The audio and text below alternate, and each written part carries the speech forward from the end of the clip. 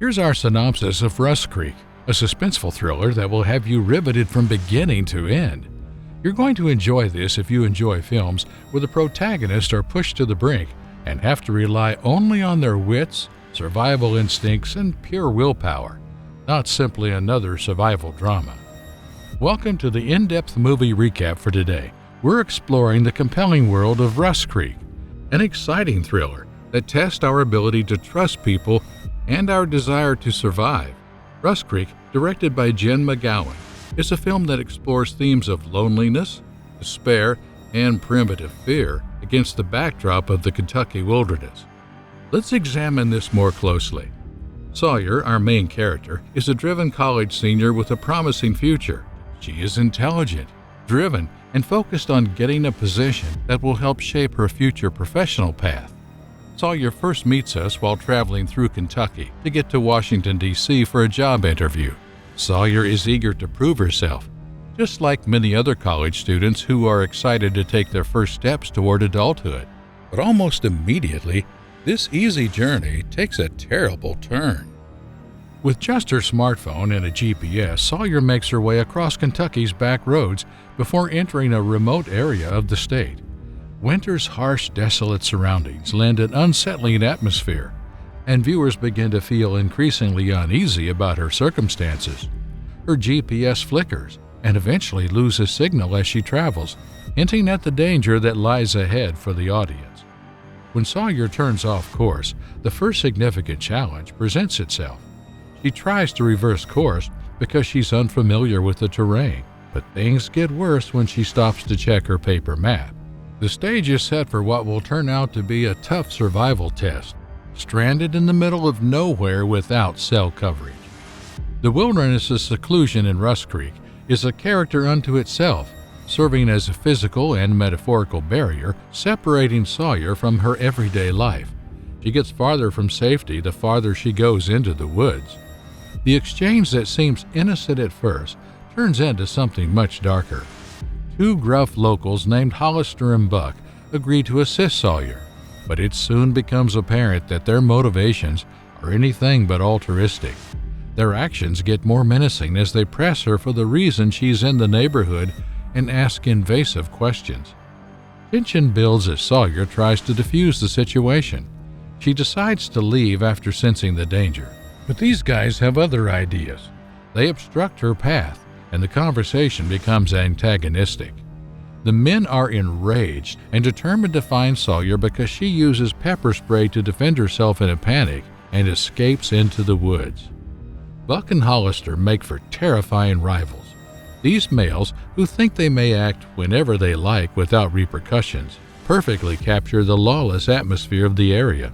Sawyer believes that this encounter is the start of a desperate battle to survive. The cinematography changes as Sawyer gets further into the woodland to hide. The dense undergrowth and tall trees create a cramped atmosphere that reflects her mounting fear. She lacks water, nourishment, and a clear route to safety. The woods turn into a haven and a trap, providing her with some cover but leaving her totally exposed to the weather. However, when Sawyer's circumstances worsen, the movie moves more slowly. Despite her escape, she sustains a leg injury that immediately becomes septic. Sawyer was stabbed by Buck in her thigh before she escaped. Bleeding and dehydrated, she finds it difficult to stay conscious. What's worse, Hollister and Buck are still on her trail, unwilling to let her escape after their violent encounter. The main themes of this segment of the movie are Sawyer's resourcefulness and unwavering determination to live. The cards are stacked against her in this game of cat and mouse.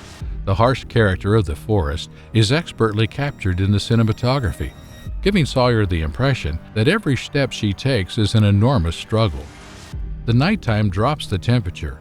Knowing that her pursuers may catch up if she remains too long, Sawyer gathers under leaves to stay warm. When she finds a cabin the following day, her struggle for survival takes an unexpected turn. At first glance, Lowell, a rough and lonely man, looks like just another danger. Sawyer has no reason to trust this meth cook because of his dubious past. She's weak and in a desperate situation, but she is powerless. She is shocked when Lowell gives her a place to stay and starts tending to her injuries. Their relationship is strained and uncomfortable, but Sawyer needs assistance if she is to live. She gets to know Lowell better as he heals her back to health. Although he's not a hero, he's also not as evil as Buck and Hollister. The same forces of despair that engulf the small town and its residents also imprison Lowell in his own situation. He is aware of the illegal actions taken by Hollister and Buck, and he knows that they won't stop until Sawyer is dead. Lowell agreed to borrow his cousin's truck and pull Sawyer out of the woods during her dinner, but that would happen over the weekend. That was the reason Sawyer helps Lowell with his chemical process and demonstrates to him the dangers of some of the compounds. Sawyer had previously expressed doubts about him, claiming that he had performed sophisticated chemistry without knowing how it worked. He brought a base and poured it into some broken lead pieces called matchbooks to show her that he knew what he was doing. This separated the red phosphorus, which he then mixed with iodine to create hydroiodic acid, which he intended to use to cook meth. Lowell's moral ambiguity makes him a compelling figure.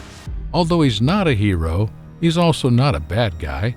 He becomes more complex as a result of his choice to assist Sawyer, and the movie explores the issue of whether Sawyer can really trust him. As Sawyer tries to determine whether Lowell is really on her side, this part of the movie creates a subdued tension. The same questions remain for the audience. Does Lowell really want to assist her in getting away, or is he just biding his time? O'Doyle, the local sheriff, enters the scene in the meantime. He appears to be a man of authority who has the ability to bring Sawyer back to normal at first appearance, giving Sawyer optimism. However, as the narrative goes on, it becomes abundantly evident that O'Doyle is anything but reliable.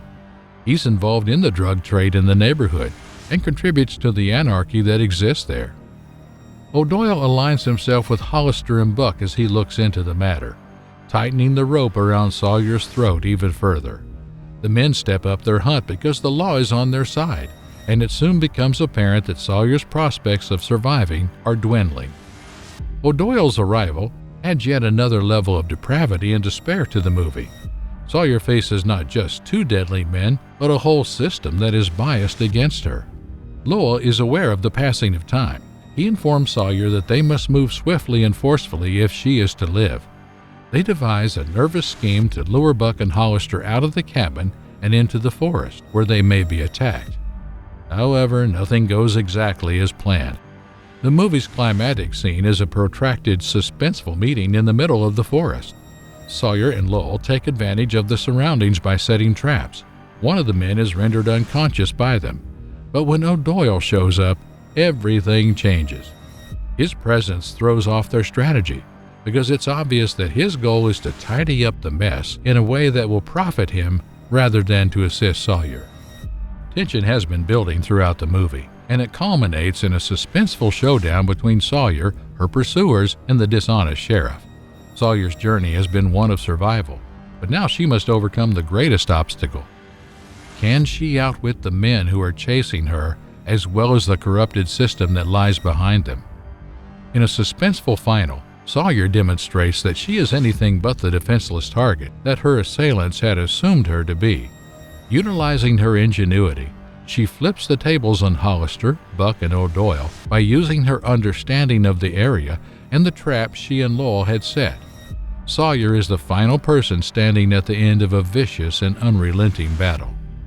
Hope you enjoyed this video. Is there any movie in your mind? Let us know in the comment section.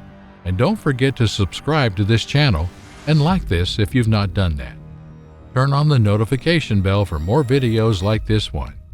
Thank you for watching.